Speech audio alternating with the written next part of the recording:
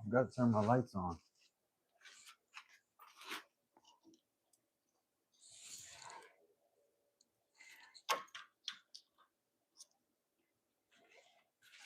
Gotta be festive up in here. There we go.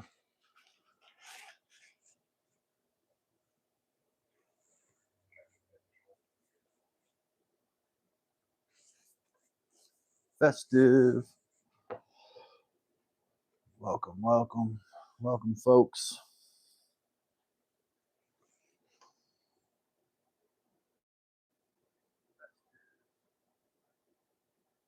Don't love the angle. Let me Ava, welcome.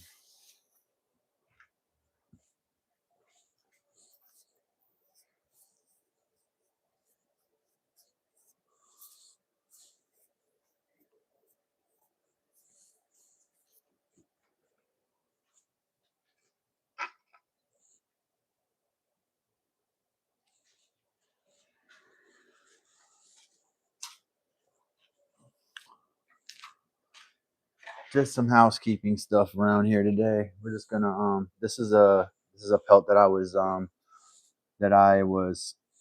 I tanned it in bark tannins, and then I brain tanned it and smoked it. So it's had both processes done to it. I am a little concerned the hair seems like it's slipping, but not all the way. Maybe the temperature that's keeping it from coming all the way out. Let me turn that off. I'm probably getting feedback.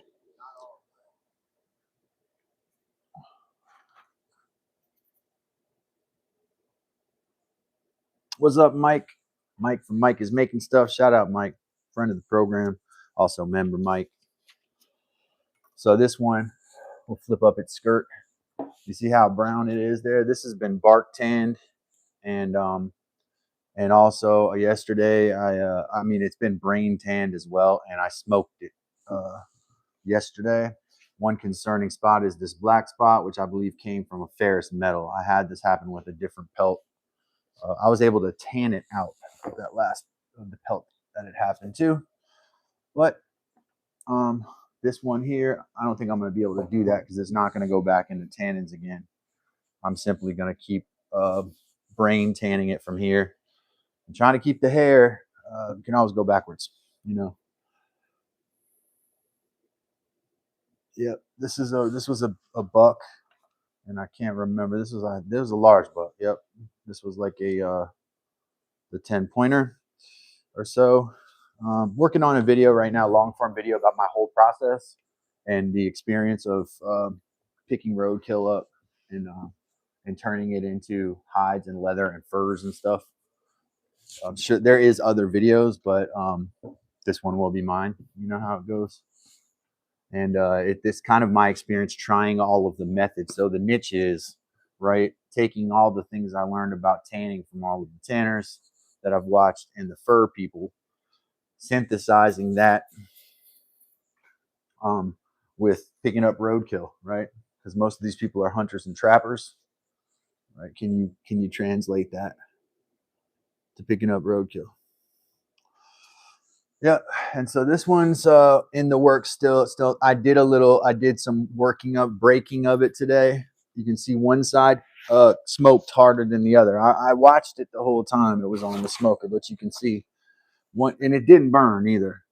My smoker yesterday, it never flamed up ever, not one single time. So this side just got more smoke than the others. All that happened. But that's what it looks like. Partially bark tan, partially brain tan, and then smoked. And I even used alum on it. So I'm starting to think that there's some secrets about keeping the hair that maybe you are not easily available everywhere. So that's one hide. This one yesterday, I'll pull this one out too. This one was just brain tanned and smoked. All right, so this was brain tanned and smoked right here. I'm not having as much slippage. This is a really beautiful coat. There's only one mark right here in the entire coat that I think, and it's a little rawhide-ish right now. That's what it feels like this morning. But it was also in the teens last night here.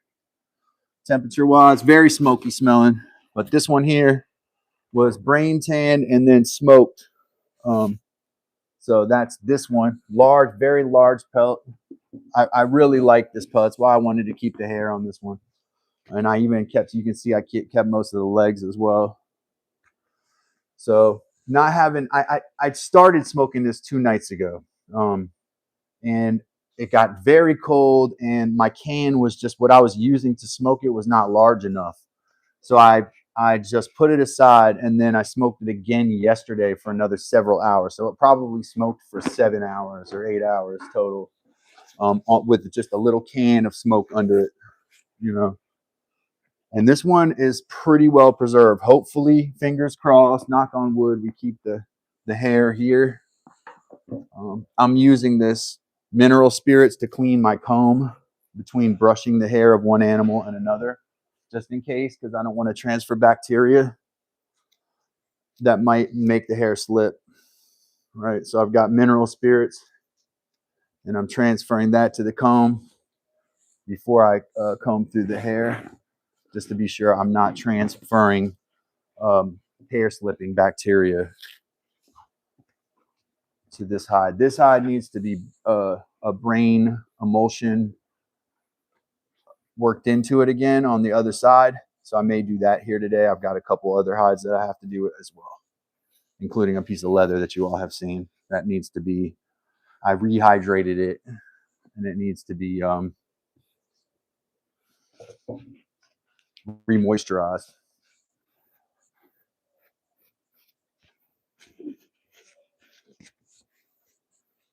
I'm actually just trying to make sure the hair is dry. Remember, these were all put in an aqueous solution, and that water kind of helps the hair slip. So you have to be careful to try to dry the hair out. And this is the best. I've got a space heater to my right over here, kind of blowing warm air this direction, and I'm just combing through the hair to try to get airflow through there. I'm just trying everything I can to not lose the hair here. That's the goal. I want to know how to keep the hair without buying this stuff from these hucksters online that you put your tan, you put it in. You know, the taxidermist will sell it to you too. Nothing wrong with the taxidermist. You know, just saying they'll sell it to you as well. But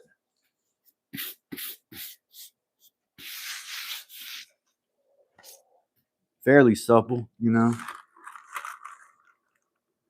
But a little raw hide-ish right now because it's been sitting without my attention for a while. These things want your constant care and attention. That's how it works. I might even wipe this down with a towel with some soapy water too, actually, before I even start the brain stuff, just to get some of that smoky smell and whatever smoke residue stuff is off of it. Do I have? I don't think I have any soapy water, actually. I had a bucket with soapy water in here. No longer have it. But let me see here. I'm not scared of using a little mineral spirits on that. Apparently some chemistry is necessary here. Just kind of the schmutz on there. You don't want to seal in the schmutz with moisturization. Who do we got here? No mallow. I need my glasses. Did I leave all my glasses inside? Thank you for the likes, folks. This is a deer, a white-tailed deer. Yeah. Yeah, this is a white-tailed deer, and this is the side, the flesh side here. What I got on my hands is a brain emulsion made with brains and a number of other things. It's very cold out here, so it's hard to keep this stuff emulsified on my hands and also not freezing up on the surface.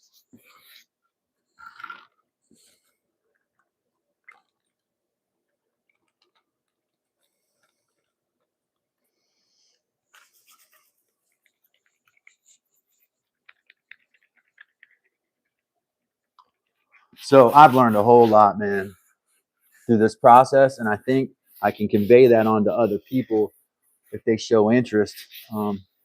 This process has been amazing. One of the things I have learned is that if you don't take care of the hair, don't even try to put the pelt in your solutions. You're best off bucking the hair right away. If you don't need a fur, you're best off just making leather. There's a number of ways you can get the hair off. It seems like only a few little ways that you can keep the hair on. Even though most fine leather makers don't even mess with fur, I think knowing how to keep the fur is an important skill, right? Am I right? Survival wise, aren't you going to want to keep that? You know what I mean? You're going to want to keep that fur on for warmth. So having the skill to be able to keep it, I think, is essential. This is just my thought, because I'm not an expert tanner. I'm not an expert furrier, right? I'm not a trapper, only barely a hunter. What I am trying to do is I'm trying to learn. And I think what I've discovered is you need to know how to keep the hair on, and it's not as easy as it may look. You can't just throw some brain emulsion on there and smoke it. You got to do a bunch of stuff.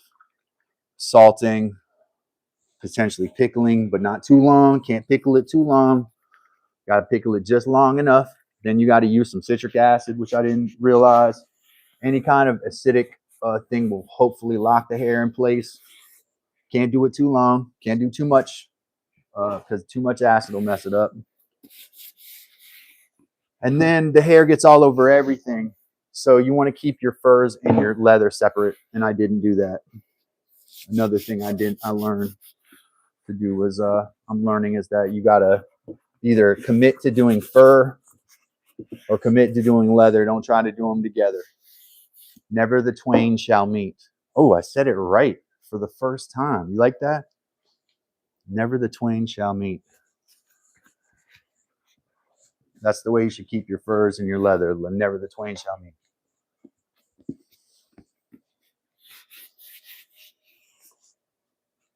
And I'm going to break my finished leather over this beam today.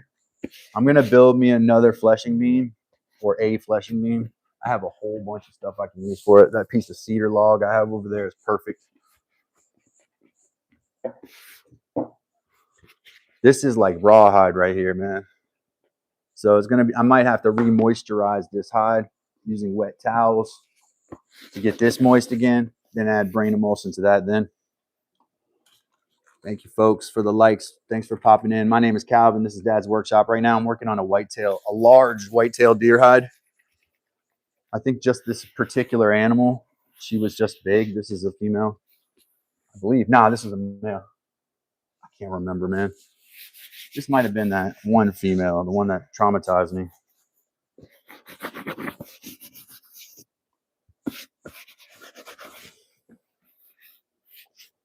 Something like that.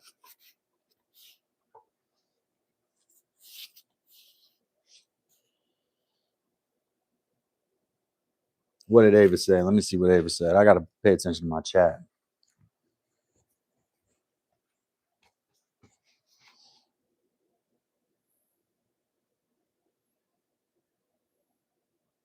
Just like brushing a shedding dog that doesn't regrow its hair. That's right. It's kind of like, a 30 or 40-year-old man. If it's coming off, it ain't going back on, you know? Sometimes it's when my grandfather's bald in his 20s. So it happens even quicker for some people.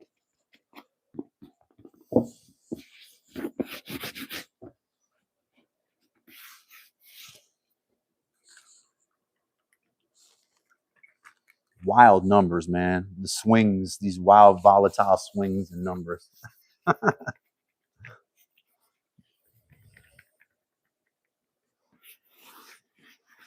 My job right now is to make sure this is moisturized, you know, even if it's kind of being stubborn and rawhide-ish like it is right here, especially in these areas.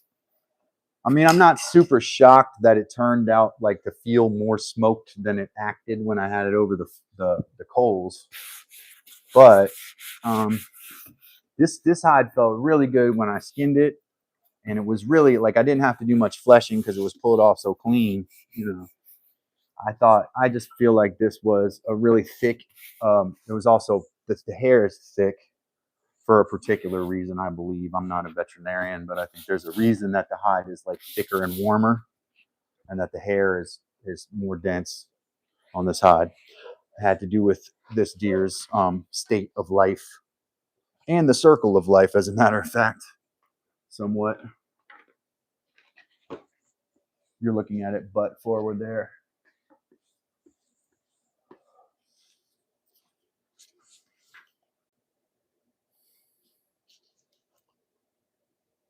Do you all earn revenue? Yeah, we earn revenue, Ava. We got members, we got super chats, we got ad revenue, but it's not a lot, you know. We're still, this channel's in its infancy still. So that's a good question. Yeah, memberships are the biggest source. 80% of our revenue is memberships. Then I think it's like 15% is super chats, and that remaining 5% is split between watch page ads and short feeds ads and YouTube premium membership cuts. It's not very much. Like total in like ad revenue over the last, since I've been monetized, I've probably made $50 in ad revenue, right? And that's 4 or 5 months. Not trying to seem like ungrateful, because I'm grateful for every dollar, but you see what I do. I'm like, it's not like I'm not working, you know. You have to work exceptionally hard for every dollar on YouTube. So if you're doing it, keep doing it. Don't quit, but just know it's not easy. It's not like once you monetize, you've reached the Shangri-La and you don't have to do anything else. You have to work even harder then. In fact, they kind of put you in the basement to see what you'll do as soon as you monetize. A lot of people will be like, all right, I'm going to get to monetization and I'm going to hang out. If you do that, it's like the worst combination of events, I think, because they want to see you continue to produce content. And if you stop when you monetize, they're like, oh, I see. Okay, so they're this kind of channel, or the system interprets it that way. I don't know, but that's what I think.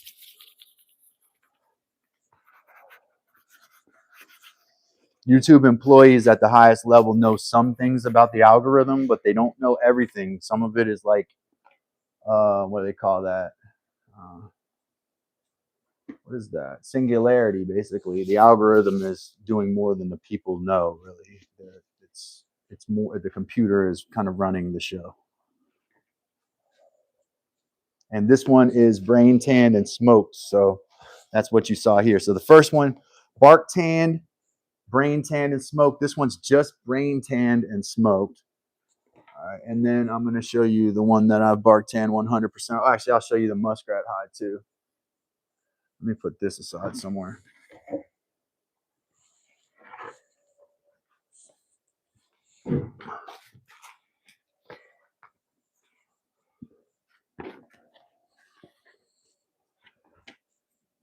I don't think these things are made of glass like people kind of treat them like they are. The hair is a little sensitive, but once you've got the hide out, if it's not tan, it's taking a lot of punishment, in my opinion. And I think I was treating them a little bit more like they were glass than that. This is so here's a muskrat hide right here. This is tanned with bark tannins, right? And it's kind of cut weird, so I apologize for that. Tanned with bark tannins, then I brain tanned it, then I smoked it. So this was real thick and like fluffy when I got it. Now it's real papery. Just telling you from my observation. And I've never done this before, so my experience here has shown me that this hide is quite papery unless I work these oils, and then I can start to feel it fluff up again. But these bark tan hides get real rough, real stiff.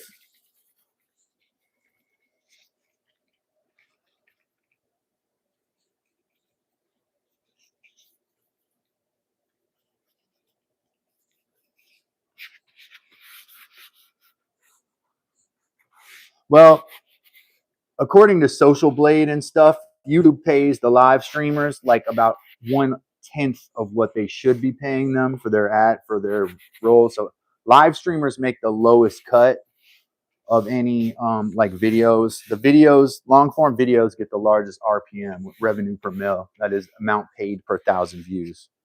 It's always the biggest to the long form videos. Though I think that's going to start changing, or it should, but live streamers may have to like speak out and say, hey, look, we deserve to be paid what the long, because we're different. Like they don't, I make a long form video, it has to start at the bottom, just like somebody who's never made a video. My biggest long form video has only 600 views about, right? But my live streams, I've had over 100,000, I think, in one live stream. So that's more than can fit 2 Meadowlands or whatever. So I think they need to be paying a little bit for that. Just my opinion. But it may come down to the YouTube, and I don't want to get shadow banned by saying this, but it may come down to YouTube live streamers having to form a union. I mean, that's the only time when you get underpaid and you're a non-skilled worker. Like we have no control over the algorithm, over the site, and over how they pay us. None. They choose how much they want to pay us, and they kind of move the goalpost. Meaning they say, you know, you look it up, and AI says you should get paid this amount of RPM, and YouTube will pay you 40%. But you find out that they're not paying you that, and that you're not getting paid anywhere close to that amount of revenue per mil. So that being said, not complaining, just saying, a live streamer will be on for 3 or 4 hours with tons of views. Let's say they're a good live streamer, got carrying 500 in there or something. They may have 300,000 views, and they get paid less than a penny per 1,000 views. So they don't make but a couple dollars off that live stream that made YouTube a lot of money. They tell you what the advertisers pay. On one of my live streams, the advertisers paid like $54 per 1,000 views, and I had 80,000 views. So you do the math. They paid like $4,000. I got paid about 80 cents.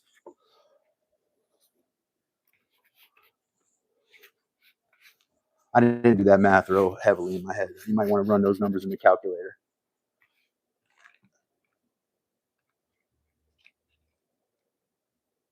But literally, like last week, they paid this advertiser paid an exceptionally high amount of money to be on, to have their ads on my live stream. And I'm like, okay, so why am I getting $1.64 for this? If that's what you guys made, that doesn't add up to what you guys said. Like we get 40%. It doesn't make sense. I've heard that before too. Before I even monetize, someone told me, don't believe what you're hearing about the percentage, right? Hit that like button. Welcome. My name's Calvin. This is Dad's Workshop. This is a muskrat pelt right here. And what I have on my hands that's making them shiny is a brain emulsion. I'm not trying to gross anyone out. Viewer discretion, of course. Love everybody, but if this isn't your thing, all you got to do is keep scrolling. We don't mind that. It's okay to not like stuff and like stuff. That's being human, you know. So what you're looking at is a brain tanned and bark tanned muskrat hide, and it's also been smoked. So I smoked it yesterday as well over a very small fire in a bucket. I kept the pluming smoke kind of going up. The hair on this looks not so bad. Like it's going to be useful for lining and such. I'm trying to keep it supple, right? So you have to do what's called break it. That is, I got to use moisturizers on the skin side, on the flesh side, to do that, and then pull and stretch the fibers. It was paper-like this morning, very paper-like. And it was one of the thicker hides I had in the brine. So I wanted to make sure that I get that character back from it. But I'm tending to think that unless you're working with a cow hide or a buffalo hide or something like that, there's only so much thickness that you're going to get. This is what I'm learning too. I'm just learning this craft, you know? So this is new to me. I could probably scrape that a little bit.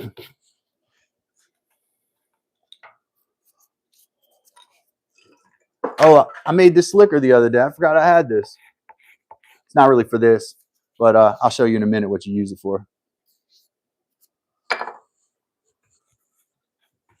gonna put one more kind of little coat on here, and you want to emulsify, especially since it's like 30 degrees in here right now. I'm trying to make sure it's warmed up and emulsified on my hands so that I'm getting the even distribution of it. You don't want to put too much on one spot and work it out. You want it kind of over the whole thing. I have this theory that you should put this stuff in warm water and then drop the hide into it and pull the hide out. And then it'll coat it evenly. This is a theory I have, and I'm going to try it soon. Give it a shot. Not every theory I have pans out. Shout out Mike.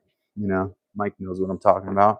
Sometimes when you're an inventor or when you're coming up with solutions for stuff, you get disappointments and you have bumps in the road, right?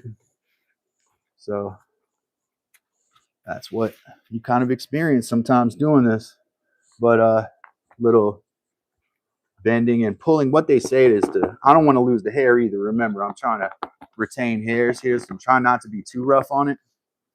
But I want this to be real supple, or as supple as possible, right? But this morning when I took it off, it was on the board still after smoking it, so it was like a stiff piece of paper with all the corners and the edges unrolled out. So kind of maybe start with the edges if you're doing this.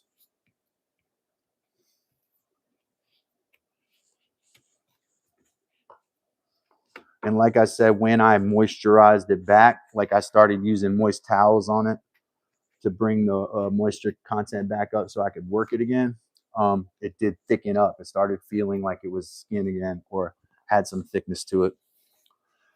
Shout out everybody. My name's Calvin. This is Dad's Workshop. And what you're looking at is a muskrat pelt. It's a member of the rodent family, I think. They're kind of like river rodents. So their skin is really waterproof. This type of fur is pretty warm. Roadkill. All right, let's get some leather out.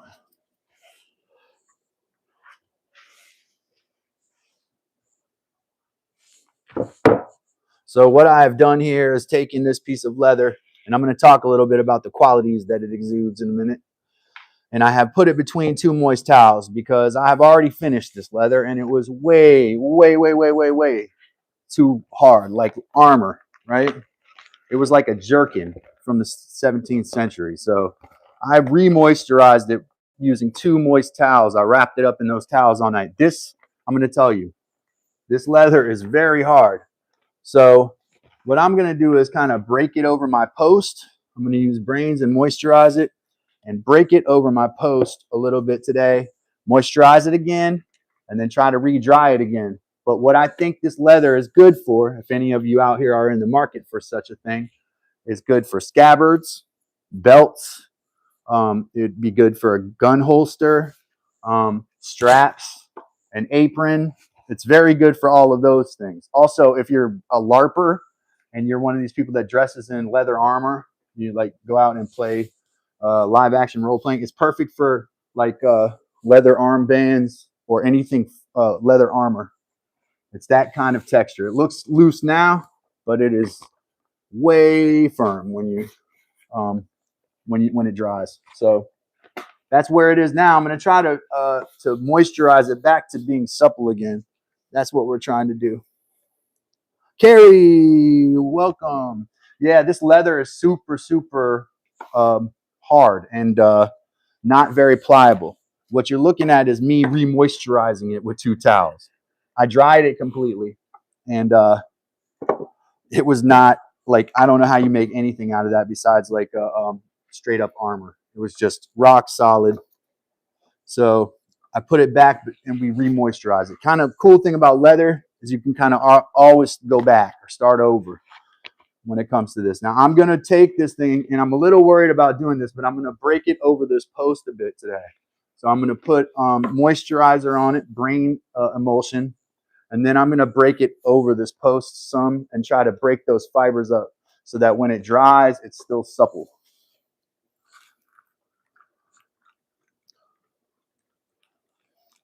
Shout out all of my folks in here. Carrie, Mike, check out Mike's channel.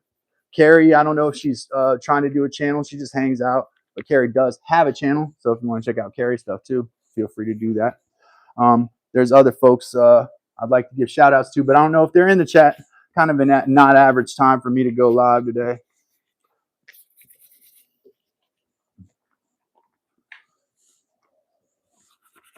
I want to thank everybody too for being here. Merry Christmas and Happy New Year. Happy Hanukkah. Hanukkah's coming up tomorrow. Happy Kwanzaa. whatever other holiday you might, religious holiday, winter solstice, whatever you might celebrate. Happy that. It's that time of year where all of the ancient peoples of the world had something that they did to try to keep themselves happy and busy in the coldest part of the year, right? When the days are getting down to their shortest. Natural for humans to feel a little bit of depression and anxiety this time of year too. And that's why we have these festivities and these breaks from our normal schedule. Because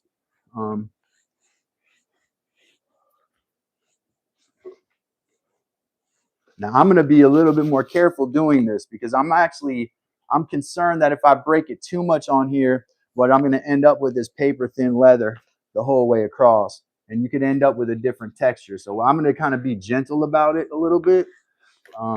I noticed the other day when I pressed it out with my fingers that where I pressed out got really stiff, like a papaya, like a parchment, you know. See how that puts lines in there? I don't mind about that. What I want is suppleness in the texture. So you can kind of do this over, they do this over ropes too, a tightened rope.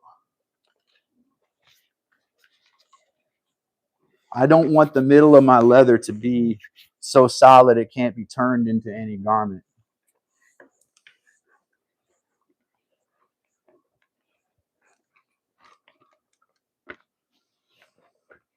Good thing there's resources out there. Otherwise, I would have thought my leather was done and would have left it the way it was, which was like a rock. I mean, this thing was rock solid until I remoisturized it.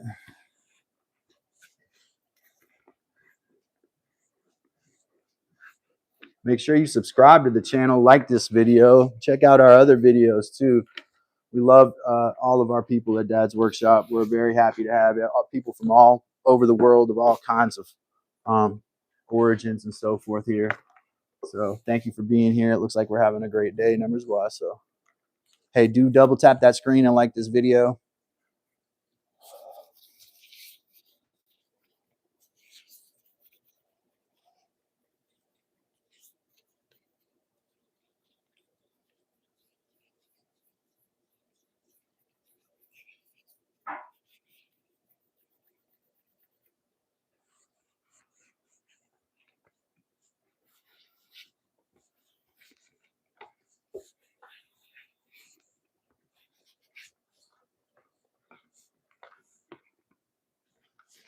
I want to be careful. I don't want to take it over the corner that much. I don't know where I'm at with it. I told myself I was going to break it over this post today though.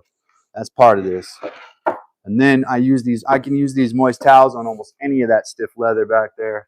But the trick to re-moisturizing your leather is take a towel and get it to field capacity, right?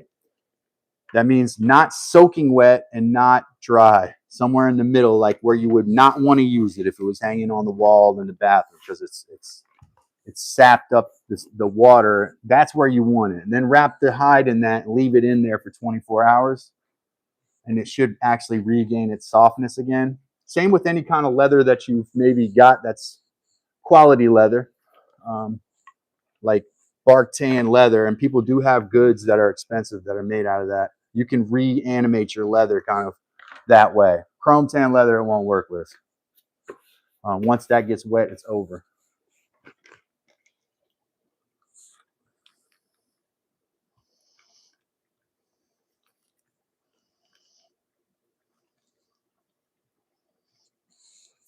Almost at 50 likes. If you could just find it in your heart to double tap that screen. In case you're new here, my name is Calvin. This is Dad's Workshop. And these are my friends that are in the chat. You can join this group of friends by just dropping something in the chat, letting us know you're here. Say hello, ask a question. You know, let us talk to you. This is a social thing. This is social media. So we love talking to folks. We're definitely not like super into debating in here. So if we're gonna do a debate thing, we might let that one go. But just rest assured, I'm not here to be political and things like that. I'm here to just do stuff in the workshop and show people what my experiences are. I'm kind of new to this too, this leather thing, but I have put myself into it like I do into everything I do. I've basically trying to cut my teeth doing as much as I can on a daily basis until I know what I'm doing, you know, completely and can make a quality piece, you know.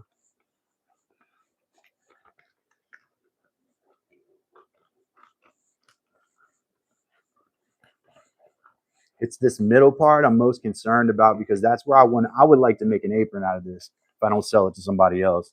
If it stays here, I'm making an apron out of it. So I want this middle part to be somewhat flexible. It can be firm-ish, but it's got to have some pliability on it to like um, sit down like an apron, right? Hang up and all that. I don't know. You tell me. Does it?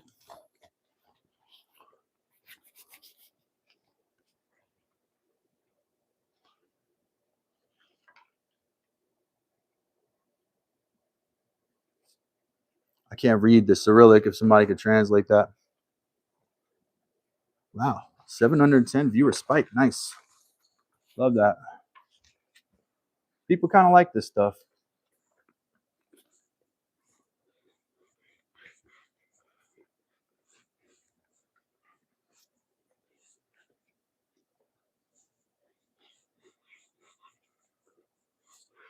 See, Mike, you don't have to have a lathe. Should give you hope.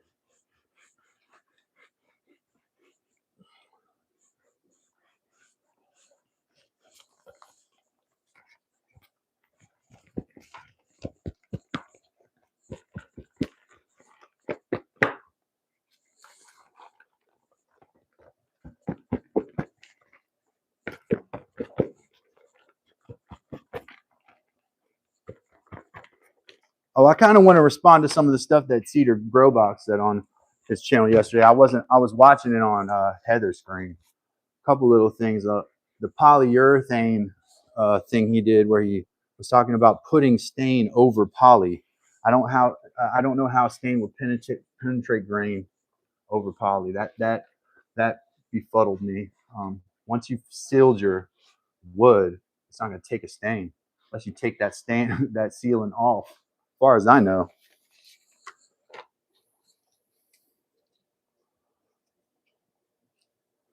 Carrie's been a member for 3 months. We celebrate our friend Carrie, whom we love. Whom we love. Thank you, Carrie, for your membership and being here.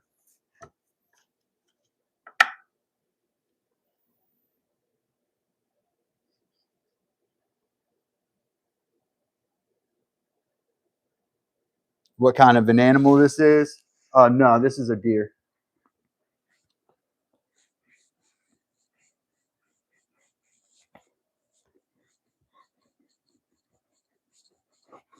This stuff is really stiff because it's thin.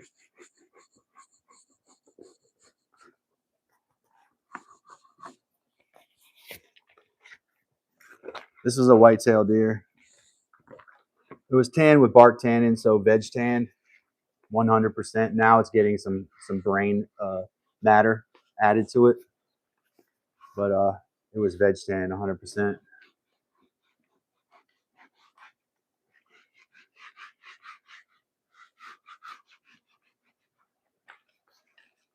I'm at this point, I'm not scared to break it a little bit. Like if I'm damaging grains or whatever, I'm kind of okay with that because this leather is so stiff that I can get no use out of it unless I do that. So I'm gonna have to break the grain up.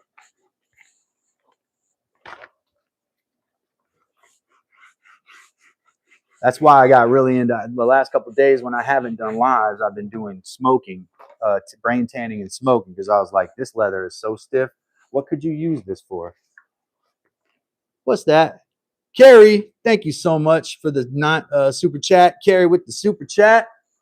Carrie with the super. That turns out to be my highlight 9 out of 10 times. Carrie, whenever you give a super chat, it's Carrie with the super chat is the highlight. Thank you so much for the super chat. Let me put the little heart on there. Bing bang bong. I don't know if I could do a drum roll with my hands this cold, but I can do this.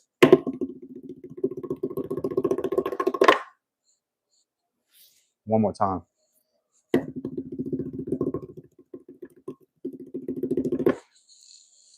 2 drum rolls. There you go. There we go. Thank you, Carrie, for the $10 super chat. Keeps us going here at Dad's Workshop. We appreciate any and all gifts.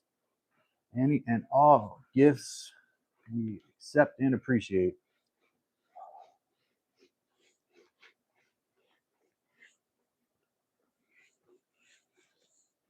All right. So in the middle, I don't want lines going through it, but I want to break this a bit here. Maybe I turn the post a little bit.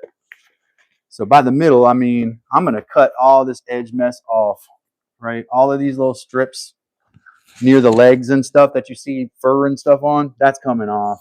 It's going to be cut down to just the square. Even the neck part up here may be removed a little bit too, and it'll be basically a square in the middle. I want that square in the middle to be more supple than it is right now.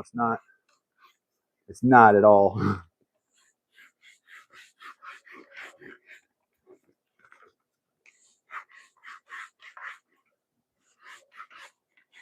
Apparently, this is what you have to do if you're a tanner and you want to make leather by hand. Like a lot of this, apparently.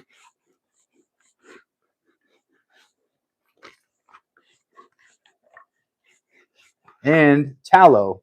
Speaking of what Mike said, I took a deer the other day and I was cutting the leg quarter and I found a big chunk of tallow in the leg and I collected it and put it in the freezer because worst case scenario with this piece right here that I'm working on, I can actually use that tallow to get deep into the grain here.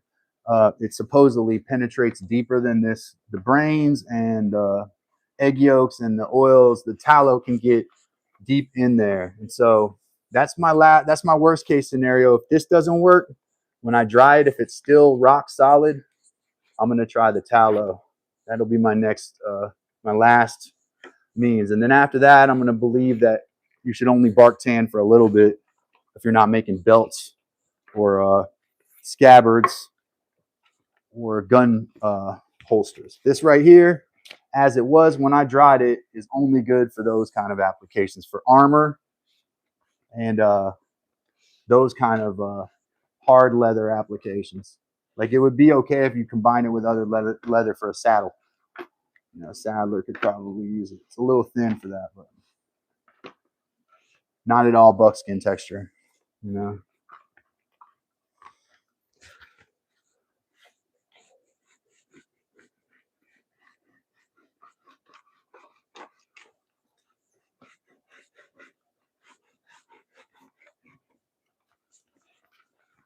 I did this inside on the back of chairs too, because any surface you have that kind of has an edge on it.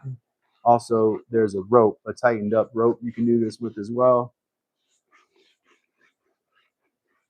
It's never going to be this. Look, it's never going to be this supple. It's rehydrated to that supple level, right? Something I did not know. Thanks to Carrie again for that super chat. We appreciate you, Carrie. We love you, Carrie. Thank you so much. Thanks to all my members for being members. That's a donation in and of itself. So we thank our members. As we said earlier, that's what sustains the channel mostly, is the memberships. But also those super chats are really important. Every little penny that we can get, guys.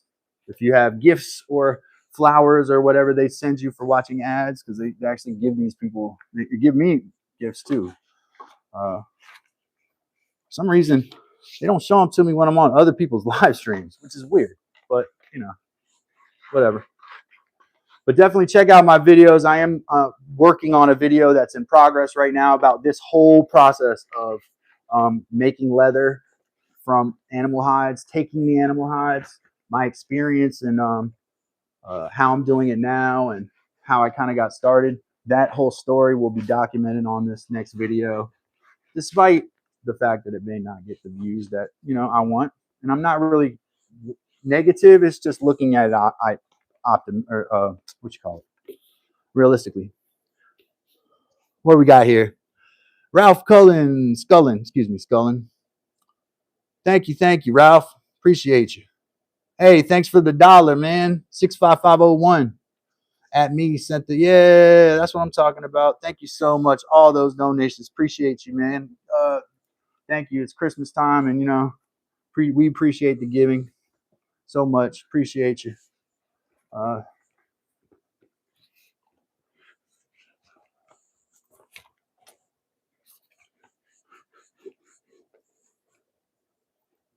Mr. gave us a gift. Thank you, Mr.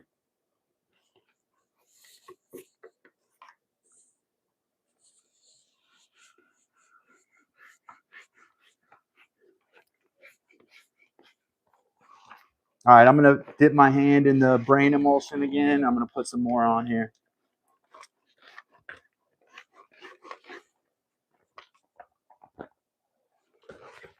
And I need all of you to believe that this leather is going to get soft. I need you to believe it. It's like Peter Pan, you know, when he says, if you believe, you know, if you close your eyes or whatever, make the fairies fly or whatever. That's what we need right now. Oh, really? Ava Rose says she was showing her mom the stream. She likes it. Thank you, Ava. That's how, hey, let me put that out there. Thank you, Ava. Good point to make. You know how our channel spreads is more you sharing it with someone else, right? So I need you to, if you like the channel or it's interesting to you, or even if it bothers you, show it to someone else, because that's how the information about the channel spreads. We go from one person. It's kind of some word of mouth still these days, guys. So, or share it by that little share button.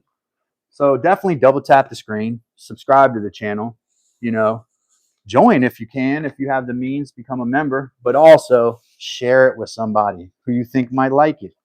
It's interesting crafting content. I like to think we have the #1 crafting live stream on YouTube. That's what I believe. Like, I believe this is the #1 crafting live stream on YouTube. And I think we have the #1 crafting live stream community around us here too. So if you are a YouTube crafter or you're interested in this stuff, got to be here. This is the epicenter. We're on the vanguard of what entertainment is moving towards right now. Interactive, educational entertainment. 6 more likes to 100 that quickly? That quickly at 100? That's crazy. That's crazy. Thank y'all for double tapping that screen and liking the video, because without that, YouTube wouldn't know who to send the video to, right? So that's why we need you to tap the little buttons. And here's the call to action. Become a member, join the channel, but subscribe, like, and share it with somebody. Subscribe, like, share this with a friend. Especially somebody who you know is like out, like you might know somebody who's like, you may not be a deer hunter or something. You know, somebody who's out there and you've never seen or heard about them taking a pelt or whatever. Just show them the channel. They may like it. They may be like, oh, the next one, I'm going to take the pelt and I'm going to use the whole deer, right? I'm going to use the whole deer, because we've done stuff with other parts too, like cannon bones. I've got some cannon bones in the tannin inside that are going to be done soon. Heather and I are going to make some crafty stuff with this. If we don't sell it, we'll sell everything too if it sells. Like, if you guys have stuff you want to make out of this, you let me know. That's how we'll do it. Like I say, in Dad's workshop, sadly, folks, everything is for sale. Except for my sled behind me. I'm keeping the sled and my tools. I got to keep my chisels. Hey, Ralph. Thank you for hitting me up with a like every day, Ralph. That's what I need. I need you to like it. Also, if you know anybody, Ralph, you know, who might be into this stuff, and I'm not saying you do, but if you do know somebody, share it with them. That's the other way you can do it. And it's free. Ralph knows that. It's free to like.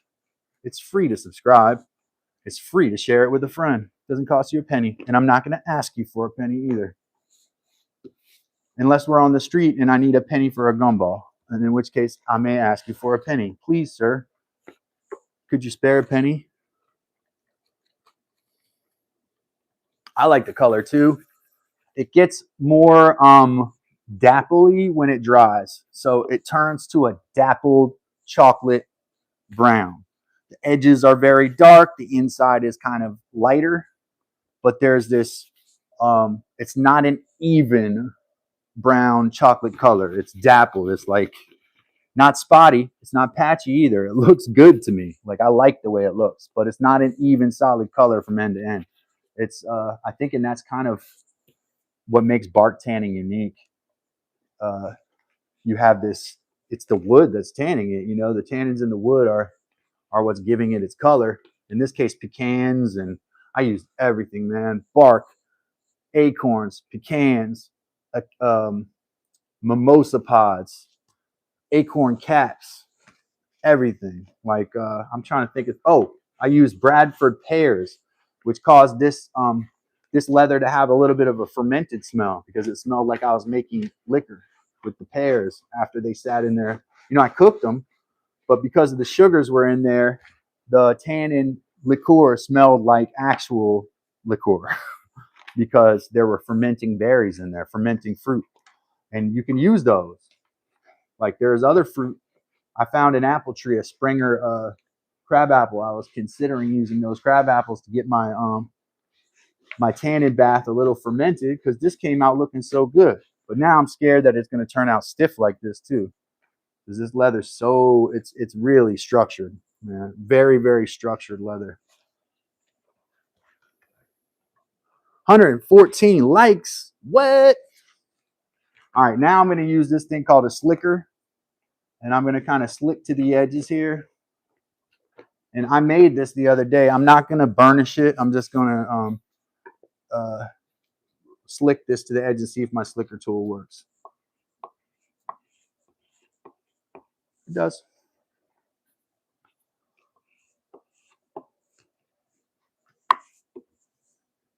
Now, where an animal is rounded, so you're never going to get square out of a living thing. Its hide is rounded, and it's going to want to always return to that. You can paste it up on a board, nail it, string it, all kinds of things, and it'll get flat for a little while. But when you put it back on, when you get it back and you want to turn it into something, it's going to be animal shaped again. It's going to start returning to that shape, right? So that's one thing, is with all of the pasting down. And let me tighten this stand a little bit. Carrie said BRB.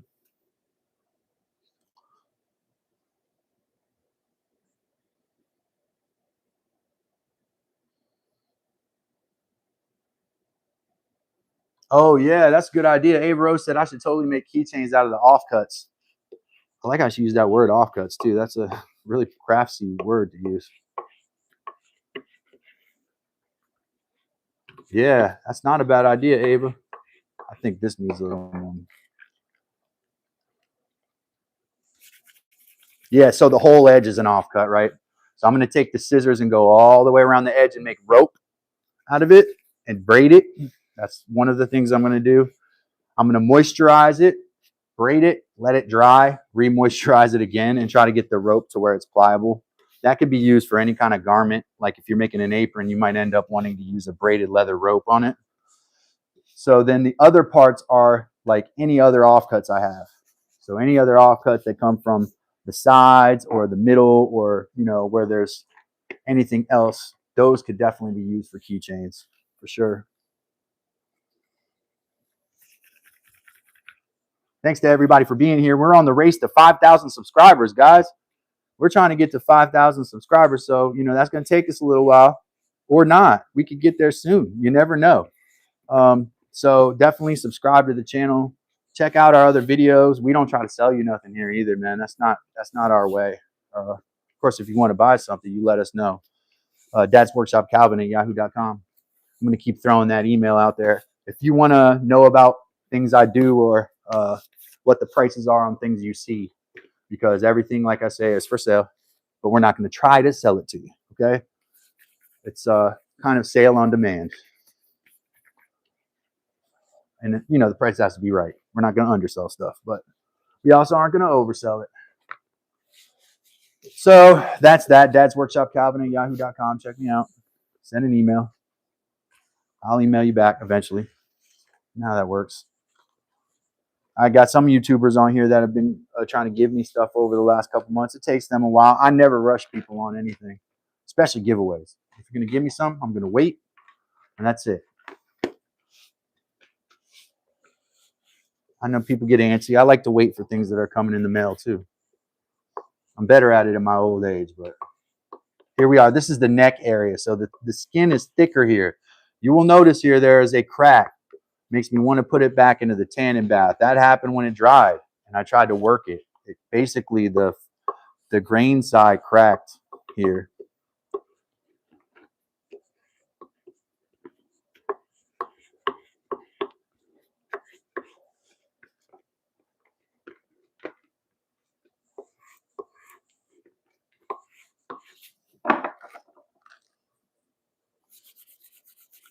$114 people, 120 some likes.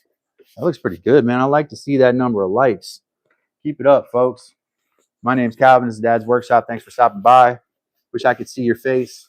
And thank you in person for being here. Thank you so much, though. What I'm doing right now is I'm using a brain emulsion to moisturize the outside of this leather that I made. I mean, I didn't make it. I guess, you know, depending on what your religious views are, it was made by, you know, the essence, God, the great creator. This is a deer hide. I'm not going to presume your religious views. But I made the leather, right? So I'm quite proud of. It's my first piece of leather that I ever made. A lot of people got to hang out with me for the whole process, because that's what we do at Dad's Workshop. We do the whole thing and leave it there for posterity so everybody can check it out later or while we're doing it.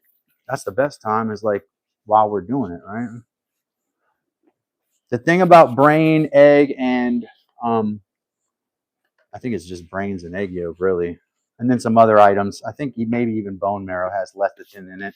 It's an emulsifying agent, similar to stearic acid. It allows the oil beads to separate more equally over a water surface.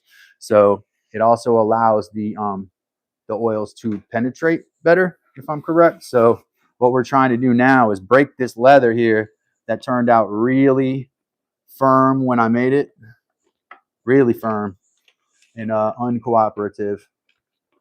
I'm trying to break it to the point where now it can be used to make garments. It was too hard.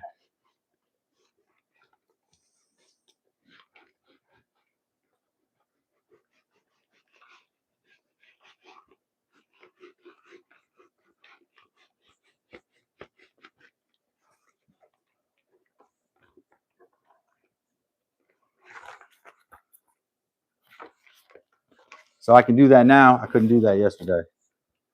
I could not do that yesterday.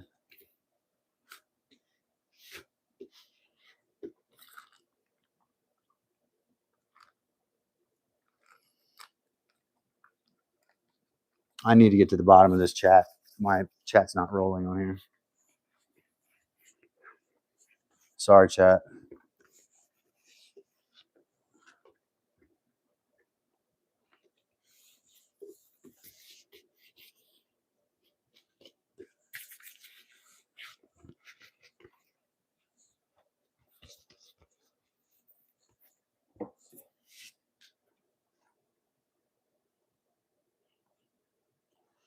Let's see what it says here. And does that mean that he will sell them at some point? That is correct.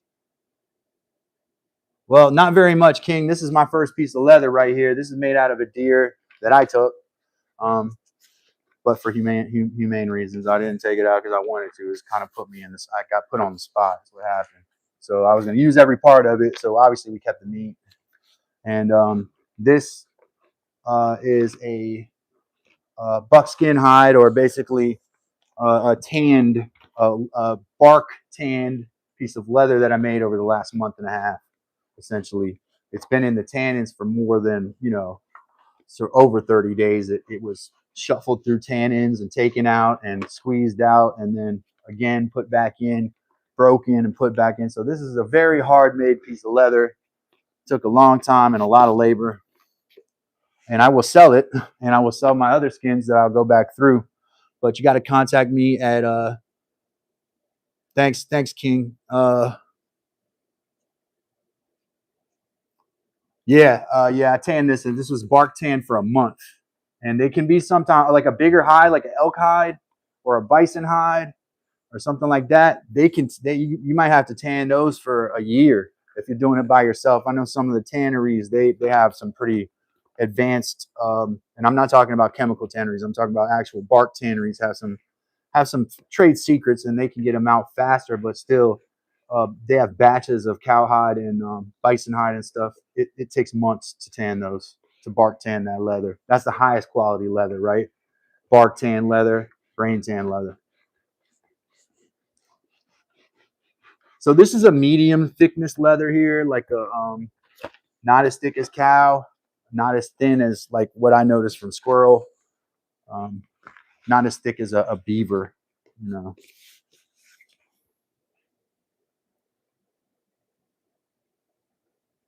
Yes, sir. King said, "Are you planning on making multiple different articles of clothing?" And hey, Mike Osborne, welcome from North Dakota, Mike.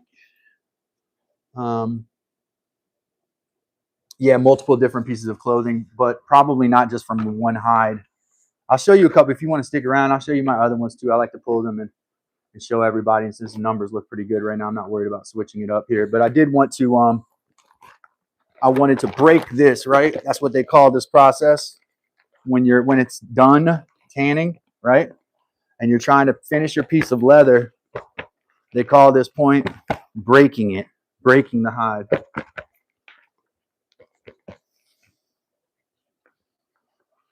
Right? Because you're moisturizing the fibers, and you're creating new bonds between the fibers and the moisturizers in there, and then you've got tannins in there as a bond. So what I'm going to do with this, I'm going to roll it back up in these towels.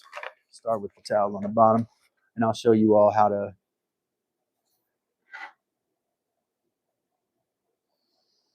Wow, yeah, we haven't made a leather jacket. You know, that is a huge project. That actually takes something like, if it's deer hides, it takes between 4 and 7 deer hides, depending on how big you are, to make a leather jacket. Can you imagine that? You basically need a hide for each sleeve, right? A couple hides for the body, then a hide. So two hides, one for each sleeve. 2 or 3 hides for the body. 1, 2, 3, 4, 5. And then if you have frills, which this is something Heather and I were talking about. Who wants, fuck, this is stupid. Put frills on there. Anything like collars, or if it goes up to here, or if there's a pocket, you'll need another hide for that. I forget what those, I think it's called an anorak parka. It's like a pullover, heavy parka that has a heavy collar on it and a big pocket in the front. An anorak parka like that, probably 4 to 6 hides. I think that's what it's called.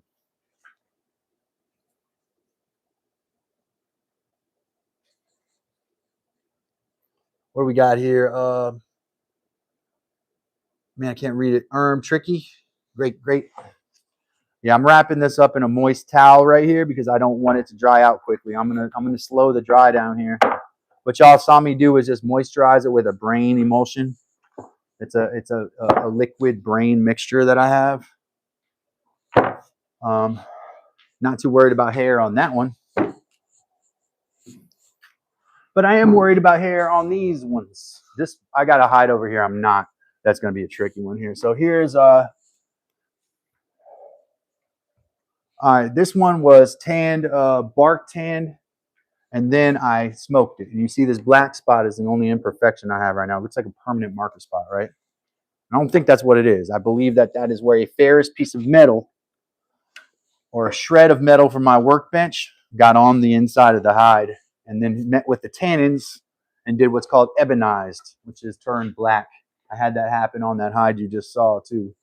So it does happen occasionally. So this is a bark tanned hide with the hair on, but also it's been brain tanned and smoked. This is a white-tailed deer hide here. We have one imperfection here on it near the spine. This was a buck. You can see the hair is a little yellower because it went through a tannin for about a week. It was tanned in a tannin solution. So that's that hide, which I'm still trying to save the hair on. I won't even sell that until I know the hair is locked in. And then the hide I just took down a few minutes ago. My prettiest hair, I think. This is a doe. She's a big doe. She was pregnant, unfortunately. I didn't kill this animal. This was a roadkill. and it was a very difficult process to clean her because of that issue. This is a big whitetail female with a really pretty checker like hair pattern. Every deer has a different pattern, and it's like a fingerprint, you know. And they all kind of, it's really cool because it makes them recognizable. I'm probably to each other too, though they have terrible eyesight, so that's probably not a thing for them. But definitely to us, we can tell this is a whitetail hide here in pretty good condition, very thick. And this one was just brain tanned and smoked. It has some real stiffness to it. I'm gonna have to work out by breaking, but yeah, I tanned this with brains, and then I smoked it for a couple days. I spent like just on that hide, really. So every hide and I have a like a relationship. This right here, I was showing people earlier. This is a bark tanned and brain tanned muskrat hide. This one's almost done too. Trying to keep the hair in there as well. It's a little smaller. I have a squirrel and a raccoon with no hair in my tanning inside as well. But you can see this is brain tanned, and it's been bark tanned and smoked. That one right there. So again, on this hide, I would wait till I'm certain that it's dried completely and that it has hair retention before I sold it to anybody. I wouldn't want to sell somebody a hide where the hair is slipping, because I have integrity.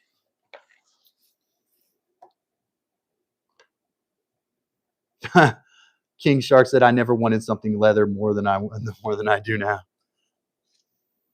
Yeah. Yeah, that's really interesting. You're kind of making me feel like I have a future in sales. I'm not much of a sales guy, right? I just kind of do the fun thing, right? And make the thing I love to make. I love to make them because of the same reason you guys like to see them. It's pretty. It's fun to hold in your hand, right?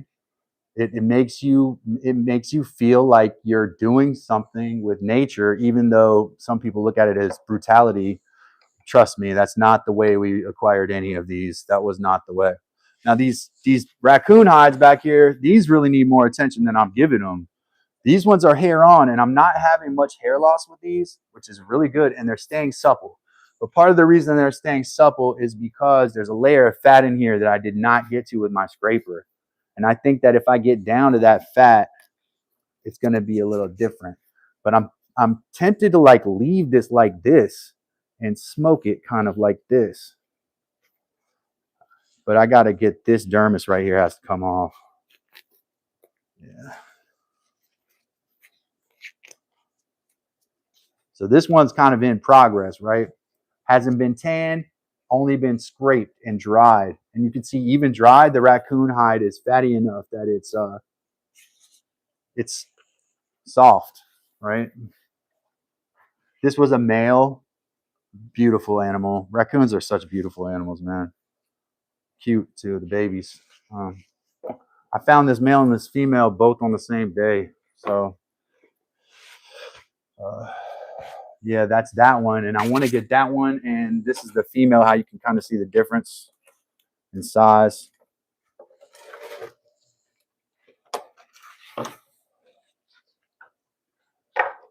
This is the female right here, and you can see a size and color difference, right? The male has some like oranges and stuff, and the female has, well, there's a little bit of orange there too. It's kind of checkered, right?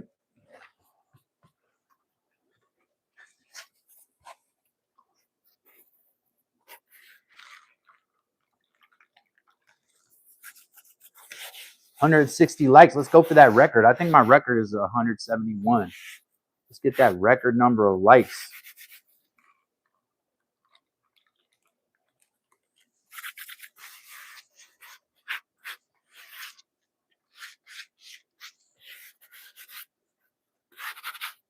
Now this salt can hurt the grain side, but there's no grain side visible here because this animal has its fur on. So the grain side is the fur side, right? Or the hair side. Where's my scrapers?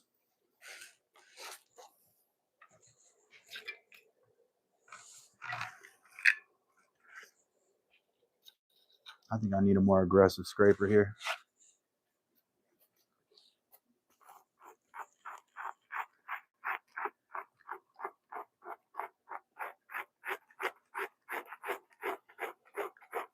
Kind of surprised this doesn't. That's tallow right there. Do you see that? It's like pure fat. Sorry to gross you out. But that's actually useful, right? Because that would, the reason this hide is like moisturized is because it's in there. That's what you want to use to like moisturize the other hides. If you can harvest that from one of these fattier animals, like a raccoon has a fattier skin, so does a beaver. If you can harness that stuff, it's actually useful. I don't make soaps with it. I do make soaps, but I don't make tallow soaps. I make soap with non-animal ingredients like olive oil and stuff, but you can make soap with the tallow as well. You can make candles out of it too. Soap, candles, and you can use it to moisturize other hides. Also, if you're in the wild, that fat is super, super important for your survival. So an animal like a porcupine or something that has a lot of fat, kind of slow, that may be your best means to survival. Porcupine, raccoon, beaver. Even the muskrat was a fattier coat.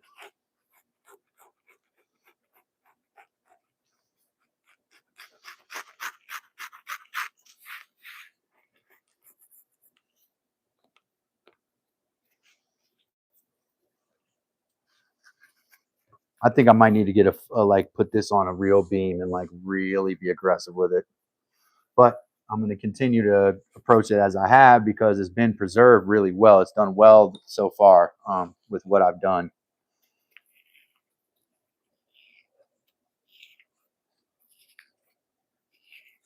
Kind of like scraping process for some people, it takes several days, you know. I can tell that there's more like subdermal fat here.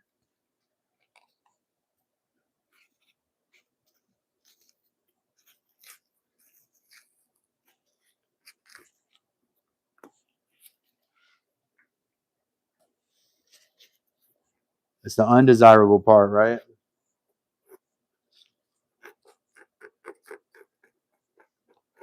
Hey, definitely subscribe to the channel, y'all. Appreciate you being here. Don't want to gross you out. That's not what we're here to do. But this is part of the process, is removal of flesh, fleshing, and then tanning of this inside. Courier's knife would be nice right now.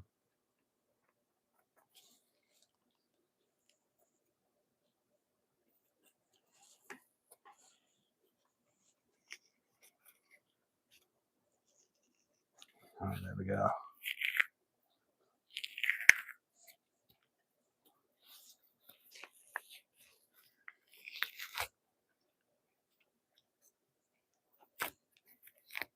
Oh, should have got my fingers under there and stuck my fist in there. That would have been a better route to do that.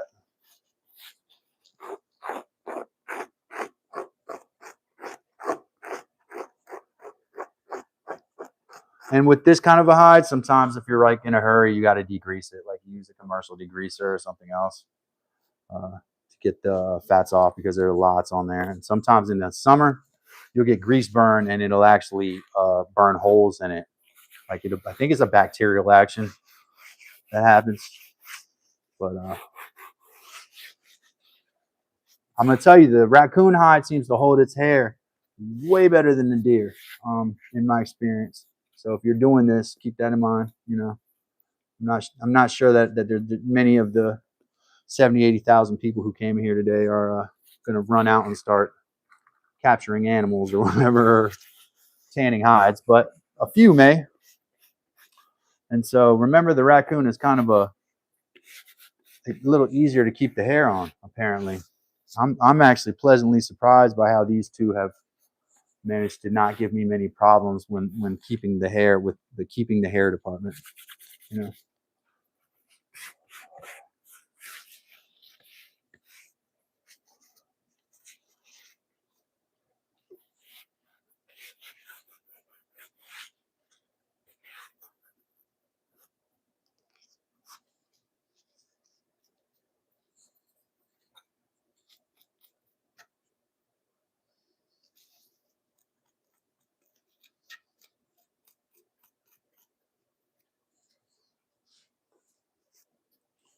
It's kind of fun to smoke the hides, but it's a little tricky because you have to make sure you don't burn them. And if you make one, you can do it right a million times and do it wrong and then lose the whole hide, you know? And that is not, I imagine, very pleasant. I was lucky enough. I didn't lose any hides this weekend smoking them. But I don't know that I got them hot enough really either. So, you know.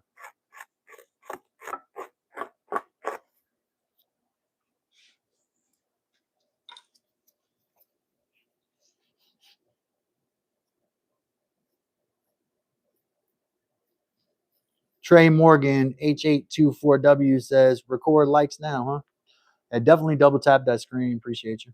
Hey, Miss Heather, do you know what's the rarest leather he's got? I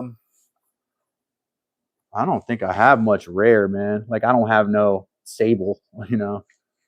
The trappers are the ones that get those. There was a fox I wanted recently. I don't have anything rare, but kind of depends on what country you're in. Sorry if I'm not answering questions and you have to ask Miss Heather everything. I try to answer, but you know, when I'm busy doing stuff, I get into it's the ADHD in me that I start talking and yapping and not listening enough. So sorry about that, folks. New sub, liked and shared. Trying to pick up some tips for starting our homestead and farm. Oh, well, we got tons of that here. Check out some of my videos. I've timber framed a bed, 2 beds that I made with no nails. We got all kinds of that. Saying you just beat your top record. There we go. You said 171. I believe it was 171, Trey. Yeah. Sam's in the house. Appreciate you. Oh, sorry, Arson. I'll get to it, man. Did you send it to the right email? I check my email every day. Is it Dad's Workshop Calvin or F for Fitness Calvin that you sent your email to? I'm not doubting you. Also, make sure you put in the comment, you know, like in the read section what you're sending it for. You know, you obviously you know I'm a busy man. It's not that I'm not trying to respond to you, Arson, but appreciate you being here too. I think these man, I think maybe the raccoon hides or the muskrat hide. I would say muskrat, but there's a little smell to it that I don't like.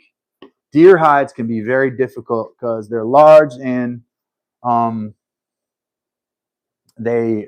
especially if you're picking them up off the road, what they like the last one, it's just hard because evisceration of the insides means you're dealing with like 50 pounds of guts, right? Even when you kill the animal yourself, you have a large amount of guts to deal with, and don't make a mistake because the smell of guts being spilled is a pretty terrible smell. The last one I took apart was like all of that smell the whole time. So I have a very strong stomach. That's a big thing I would say to do. Trey, thank you, man. Appreciate you. And Lions, what's up, man? Welcome, Lions. Lions Fix It Shop from over there in the northern portion of England. Lion said, "Hey, Miss Heather, double tap that screen, like this video. Appreciate it, everybody." Right here, you see I got a raccoon pelt. I got a whole bunch of pelts behind me. I kind of went through those a minute ago. I got a female raccoon pelt here too. These ones, I think I covered these again. These have been like alum salted again. I have a theory, guys, and that is that with deer pelts, at least, not these raccoon pelts, but with the deer pelts, in order to keep that hair on there, you got to do a dance, and it's a serious dance of multiple, not harsh chemicals, but you have to use chemicals. You have to use citric acid. You have to use boric acid. You have to use, or borax, not boric acid. That's different. Borax, as labeled in the American stores here, probably a little different over there in the UK. But borax, which is used as a laundry additive. You got to use alum. And you have to dry the mess out of it. And I don't know right now if you don't do one of those things right, and you get blood or feces or anything is in that anywhere near that pelt, I think that brings the bacteria that makes the hair slip. And so a lot of tanners, they don't even do stuff with hair on hides anyway. It's hair off all the time. But if you're trying to keep the hair, it seems a delicate dance. This is what I have discovered here. a delicate, delicate dance to keep that hair. Not so much with these raccoons. They seem easier. And maybe it's because of a size thing. I don't know. Don't have enough experience yet to tell you. All I can tell you is what I'm learning as I'm doing this. I'm a very observant person when I'm into what I'm doing. The raccoon pelts didn't give me too much problems when it came to keeping their hair. They still got their hair. And they've been in a variety of temperatures. It's been in the 60s or 70s, or what you all would say is like the, what is that, like the 30s Celsius, you know, warm room temperature. They've been in that. They didn't lose their hair then. I don't know if it's maybe the fat layer or that the hair is set in there tougher, but as I'm pulling on it, and I have treated these with alum, but they were just salted. My deer hides, man, I salted the mess out of a couple of them. Alum, dried them, put them in vinegar and solution, and the hair still slipped. So you're in a situation where it seems like deer hides are it is difficult to retain hair, and that kind of makes sense that why buckskin is most of the time with no hair on it. You know, it's a tricky thing. As I'm kind of proud of this muskrat hide here, because it was bark and brain tan, and the hair seems like there's a little slippage. I'm not getting much now though. See, it's been bark tan, brain tan, and smoked. So I went through everything I could to get this piece, you know, where it's at now. Kind of a weird cut, but I take as much as I can, also without giving myself rabies. Got to be careful, you know. We'll leave this on the post for now. And this. So that's what's going on here in Dad's workshop. Actually, I may put a little more solution on this because it feels a little dry to me right now. But this was brain tan, bark tanned, and smoked. I actually only smoked this. It was on the board, and I put it just kind of up next to where I had my setup. And if you watch my video that I make on this whole process that I'm going through, basically, I learned how to tan leather myself. This is what happened. That'll be basically what the video will be called, or something to that effect. And you will see my kind of jerry-rigged setup that I have. That's really, I have to figure out a way that's a little easier. I did not think making an entire rack to put my hide on, and I had multiple hides I had to smoke. All the videos I watched, they kind of bunched the hide up into loops and put it over, you know, the embers. I was proud yesterday that I managed to not have the embers flame up one time. They were smoking all day with no fire in that pit. So that's kind of a tricky dance to be able to keep embers smoking without a fire starting, right? You want to have a container. You want cold smoke. You don't want hot smoke. So homesteader, if you're smoking a skin, get a container, a metal bucket. Don't try to do it with a fire or putting it over a fire. It'll be too hot. You'll just burn your skin. So you got to have a container for little embers in there. And then you take brushes like punk wood, rotten wood, and you sprinkle it over that those embers that you got from a mature fire, and that will give you the smoke you need to cold smoke the inside and the outside of the skins, and allegedly preserve them in the hair on the outside, right? Though even when they're hair off, people do it that way as well.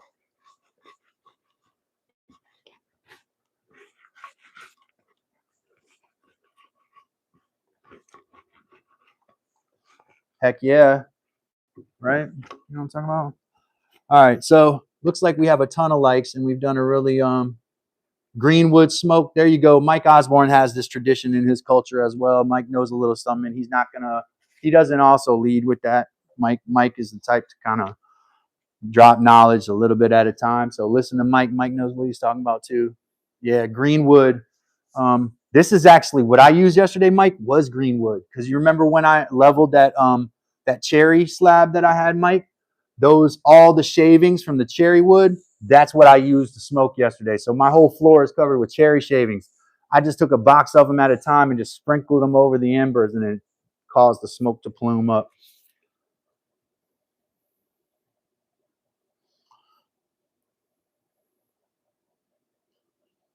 Yeah. Yeah. One animal was euthanized. It had 2 compound fractures. So yeah, that was a tough situation. I've never walked up on a, though since then I've seen another injured deer, so it's kind of interesting. I think I've ever had to euthanize an animal in my entire life, actually. I mean, I've always been prepared to do it. I was taught to do it as a young guy, you know, you don't let things suffer. That's the old way. And uh, I wasn't going to let that deer suffer. I didn't really care what anybody had to say to me about it. This is how it works. Just don't do that. It's a little King Shark. It is like very tinkery. If you like to tinker and you're like a fidgety person, it's like always something you can do. It's very manipulative with your hands and all of that stuff. So I do agree. It is a ton. It's a lot. It's not for everybody, I think. It's just so much work. A lot of people like things quickly. And that's why companies, so many companies in the US can sell such kind of low quality items, is because if everything's about speed and quantity, you know, we can't make good products because you can't make good things fast and in numbers. You have to, it takes time. It takes time. Maybe Henry Ford was able to do it though. Almost 200 likes. What? Welcome, Luke. From the Emerald Isle, it's Luke. Luke is here. Top of the morning to you, Luke. Thanks for coming. So happy to have you, Luke. Luke is over here. He's from Dublin. A Dublin man. He is. A Dublin man, he is. Welcome, Luke. Double tap that screen. Give me these 200 likes. It'll be a record for me. Record breaking views, record breaking likes. Hit that like button. Let me recap what we did today. You know, we'll just take it around the horn. You know, we talked about the different hides that I have and how I smoked and cured. Oh, I'll show you another one I didn't show you. I didn't show the people who were here before. My big hide here that I just smoked, right? This one is the most proud I am of all of my hides, and I don't know if it's going to last. But do you see how it's bark tanned and so this is bark tanned and brain tanned and smoked. The only problem is I got this one black spot from a piece of metal that came off on it, probably my ring or something like that. I don't know, or a nail. But this is my favorite hide like that I did because I don't know anyone, no one online that I've seen has done a combo bark tanning and brain tanning, and it's supple. If I can keep it and I can keep the hair, it's a breakthrough, and it's new and hasn't been done by anybody online. I don't know anybody who's combined the bark tanning and brain tanning procedures, or who has bark tanned fur, a large fur. Skill Cult has a video. This guy Skill Cult, pretty he's an apple breeding guy now, but he had a lot of tanning videos. He has a video where he has bark tanned a raccoon hide and he doesn't like it. So I was like, oh, okay, well that's discouraging. But I wanted to try it anyway. So I tanned it to try to use the tannins to keep the hair in place. And then I brain tanned it and I smoked it yesterday. Hello.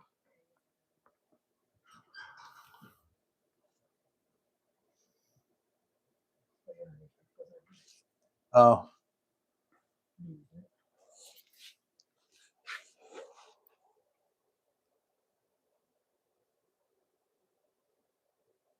Wow. Yeah, I can. Wow. Carrie, thank you for the gift. I don't know if I should say it online or not. Carrie, I just want to say thank you so much for your gift. We received notification of it, Carrie.